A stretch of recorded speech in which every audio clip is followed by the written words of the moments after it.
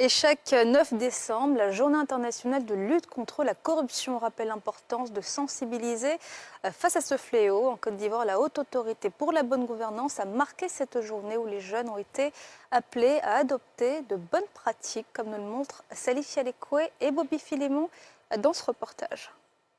S'unir aux jeunes contre la corruption, façonner l'intégrité de demain est la thématique centrale autour de laquelle se tient cette année la Journée internationale de lutte contre la corruption en Côte d'Ivoire.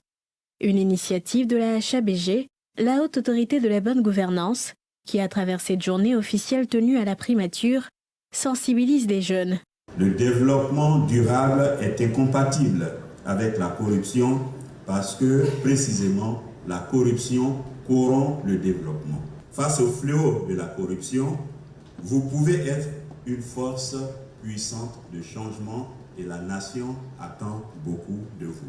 Représentant le ministre de la Promotion de la Jeunesse, de l'Insertion professionnelle et du Service civique, président de cette cérémonie, la ministre en charge de la cohésion nationale, Miss Belmondo Dogo, a présenté les dispositifs du gouvernement en matière d'insertion, exhortant à la même occasion les jeunes à bannir la voie de la facilité. Je vous invite donc à vous unir et à vous engager et à faire de cette lutte une priorité.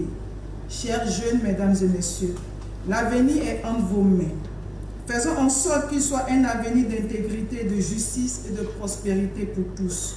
Ensemble, unissons nos forces et façonnons l'intégrité de demain.